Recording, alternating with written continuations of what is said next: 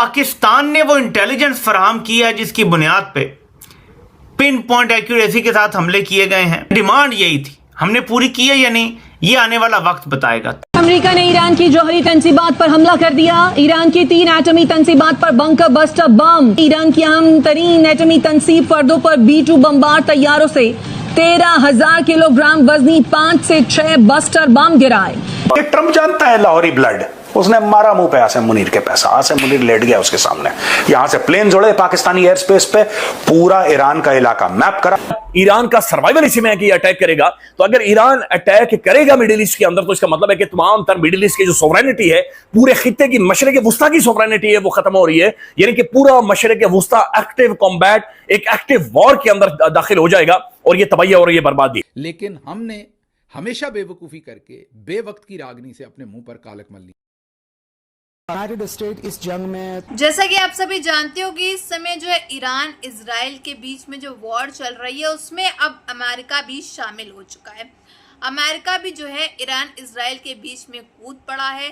और आप जानते हो 2-3 दिनों से खबरें सामने निकल के आ ही रही थी कि अमेरिका ने भी ईरान पे हमले करने की कोशिश करी है। कई ऐसे बॉम्ब्स वगैरह जो है रिलोकेट करे थे, जगह रिलोकेट की थी जिसमें B-2 था। और साथ ही साथ अब खबर सामने फाइनली निकल के आ गई, जब आसिम मुनीर जो है डोनाल्ड ट्रंप के साथ डिनर कर रहा था, तब खबर सामने निकल के आई कि भाई अमेरिका ने ईरान के 3 न्यूक्लियर साइट्स पर जो है बॉम्ब ब्लास्ट कर दिया, ये कर दिया।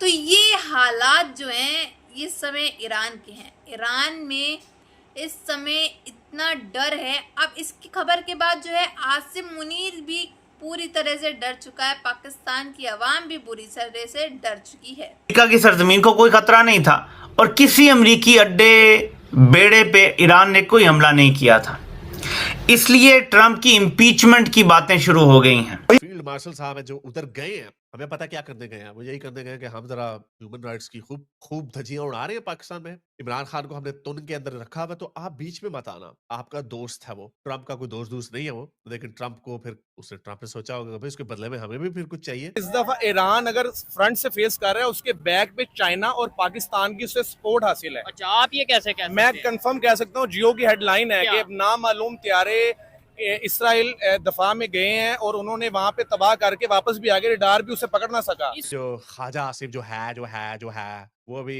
गालियां दे रहा था रजा पहलवी को, नंगी गालियां दे रहा था अपने ट्विटर पे। तो अब उसको वही चीजें अपने मुंह पे मुक्का मारना पड़ेगा जब उसका बॉस फील्ड मार्शल साहब जब आके कहेंगे ओए चुप कर जाओ, ये अमेरिका का ऑपरेशन है, ऊपर से ऑर्डर आया, जो अमेरिका कह रहा है हमें वही करना पड़ेगा। ट्रंप की ना दोगली पॉलिसी है, मैं आपको बताता हूँ। ट्रंप एक दफा जिस तरह पाकिस्तान और इंडिया की 3-4 दिन के लिए जंग जो हुई है, उसके अंदर वो इंडिया को कह रहा है कि आप भी सीज फायर करें, पाकिस्तान को कह रहा है आप भी सीज फायर करें।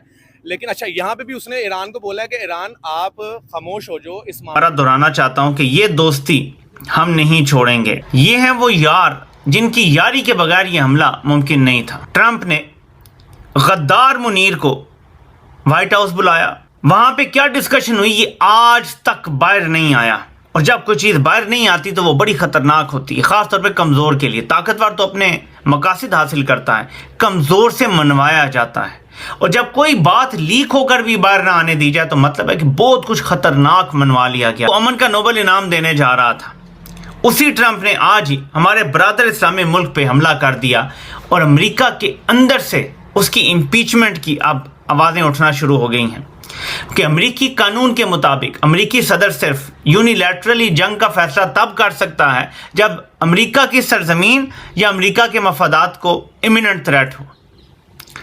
अमेरिका की सरजमीन को कोई खतरा नहीं था और किसी अमेरिकी अड्डे बेड़े पे ईरान ने कोई हमला नहीं किया था। अमेरिका से 27 घंटों का कि जो अमेरिका की जानब से अटैक किया गया है वो कितना कामयाब है, कितना नाकाम है।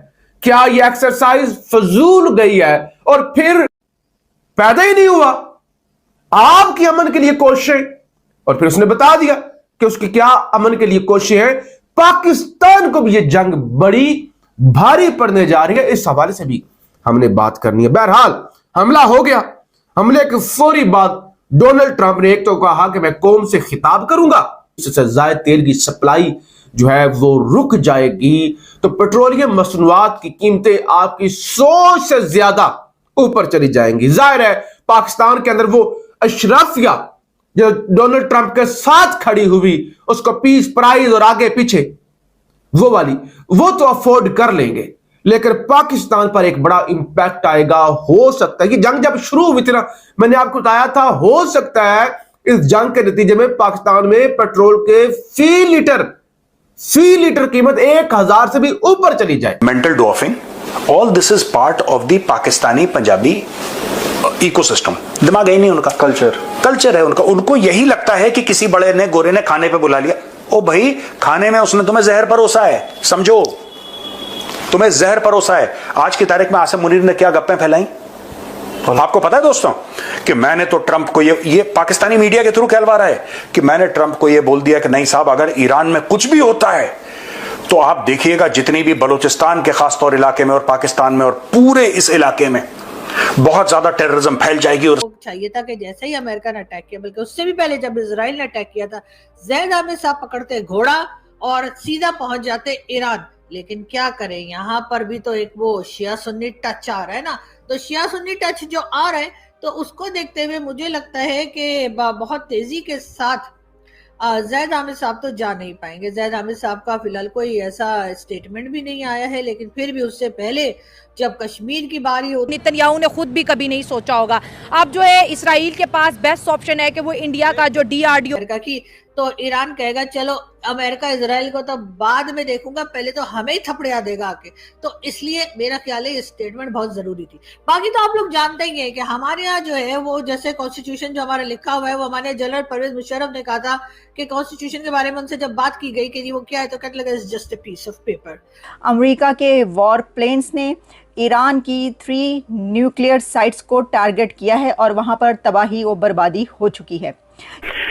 देखिए, माजी में हमने ये देखा है कि जब भी कोई मुल्क सामने आते हैं, फॉर एग्जांपल अफगानिस्तान में जब हमला किया गया था, तो उसके पीछे एक मैंडेट था, UN सिक्योरिटी काउंसिल होती है, जिसे हम globally rules based international order कहते हैं, कि इस मुल्क के अंदर फॉर एग्जांपल दहशतगर्द जमाते हैं या इस मुल्क ने ये बैनुल अक़वामी कवानीन तोड़े हैं, तो हमें एक ग्लोबल जो है वो सपोर्ट के साथ वहाँ पे हमला करते हैं। पहले तो हमें ही थपड़िया देगा आके। तो इसलिए मेरा ख्याल है ये स्टेटमेंट बहुत जरूरी थी। बाकी तो आप लोग जानते ही हैं कि हमारे यहाँ जो है वो जैसे कॉन्स्टिट्यूशन जो हमारा लिखा हुआ है, वो हमारे जनरल परवेज मुशर्रफ ने कहा था कि कॉन्स्टिट्यूशन के बारे में उनसे जब बात की गई कि वो क्या है, तो कहने लगा it's just a piece of paper. और इसी तरीके से जब आसिफ अली जरदारी साहब जो आजकल प्रेसिडेंट है, जब उनसे कोई चीज पूछी जाती है कि जी असेंबली ने ये पास किया है, वो बिल पास किया है, या कॉन्स्टिट्यूशन में पाकिस्तान के ये लिखा हुआ है, तो वो कहते हैं कि वो कोई कुरान या हदीस तो है नहीं जो बदली नहीं जा सके। तो इसी जो है पाकिस्तान के लिए खतरे की घंटी जो है वो शुरू हो चुकी है, उसकी शुरुआत हो चुकी है। पाकिस्तान की आवाम काफ़ी ज़्यादा डरी हुई है, दहशत में, यानी कि अब पाकिस्तान की आवाम को डर है कि कहीं ईरान हम पर हमला ना कर दे। और वहीं दूसरी तरफ आसिम मुनीर भी जो है इस समय पूरी तरह से दहशत में है। पाकिस्तान की आवाम तो एक तरफ जश्न मना रही थी, भाई हमारे आसिम मुनीर को यानी कि उनके फील्ड मार्शल को बुलाया गया अमेरिका डिनर के लिए, पर उनको क्या पता था कि ये पीछे क्या हो जाएगा अचानक से। अब जो है आसिम मुनीर खुद सदमे में है, लेकिन ईरान जो है वो बहुत जल्द इसका बदला लेगा। आने वाले टाइम में आपको दिख जाएगा कि ईरान ने चुन चुन के सारे बदले लिए हैं। ईरान के पास पूरी हिस्ट्री है अमेरिका के साथ की और अमेरिका और पाकिस्तान के साथ की, तो अब ईरान जो है वो पाकिस्तान को भी छोड़ने वाला नहीं है। और पाकिस्तान तो भाई ऐसा मुल्क है जिसके ऊपर अगर 2 भी एटम बम फेंक दिए तो वो तबाह हो जाएगा, आधा से ज़्यादा बर्बाद हो जाएगा, वैसे ही बर्बाद हो चुका है। लेकिन यहाँ मज़े की बात ये, भारत जो है इनका मज़े ले रहा है, भारत इनकी मज़े ले रहा है, क्योंकि भाई ये तो पाकिस्तान की आवाम जश्न मना रही थी, अब इन्हीं के साथ खेल हो गया, इन्हीं ने अपने पैरों पे कुल्हाड़ी मार ली है।